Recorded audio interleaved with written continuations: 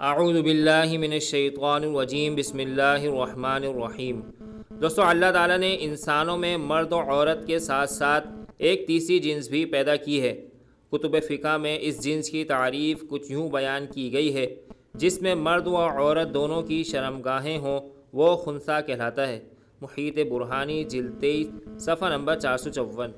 نیز فقہائے کرام رحمۃ اللہ علیہم نے خنثیٰ کی تعریف میں یہ بھی شامل کیا ہے، یعنی وہ بھی خنثیٰ کہلاتا ہے کہ جو دونوں شرمگاہوں میں سے کوئی سی بھی علامت نہ رکھتا ہو، بلکہ صرف آگے کی جانب ایک سوراخ ہو جس سے قضائے حاجت کرتا ہو۔ تبیین الحقائق جلد 7 صفحہ نمبر 440 اور بحر الرائق جلد 9 صفحہ نمبر 334۔ اب اگر بچے میں مرد و عورت دونوں کی شرمگاہیں ہوں تو اگر وہ مرد والی شرمگاہ سے پیشاب کرتا ہو تو اسے مرد، اور اگر عورت والی سے کرے تو عورت قرار دیا جائے گا، اور بقیہ عضو کو زائد عضو قرار دیا جائے گا۔ اگر دونوں جگہوں سے پیشاب آتا ہو تو جس سے پہلے پیشاب کرے وہی اس کا اصل مقام ہے۔ مثلا پہلے عورت والے مقام سے پیشاب کرے تو اسے عورت ٹھہرائیں گے۔ اگر دونوں جگہوں سے بوقت پیشاب کرے تو اس کی جنس کی تعیین، یعنی یہ طے کرنا کہ مرد ہے یا عورت، کافی دشوار ہے، اور ایسے فرد کو خنثیٰ مشکل کہتے ہیں۔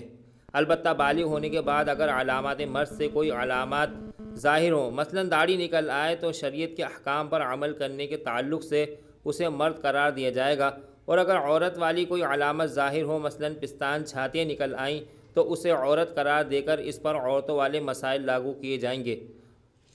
اور اگر بالغ ہونے کے بعد صرف مرد والی یا صرف عورت والی علامات ظاہر ہونے کی بجائے دونوں طرح کی علامات ظاہر ہوں، مثلا داڑھی بھی نکل آئی اور پستان بھی، تو ایسی صورت میں بھی اسے خنثیٰ مشکل قرار دیں گے۔ اب سوال یہ پیدا ہوتا ہے کہ کیا ان سے شادی کرنا درست ہے؟ اگر شادی کرنا درست ہے تو ان سے کون شادی کرے گا، مرد یا عورت؟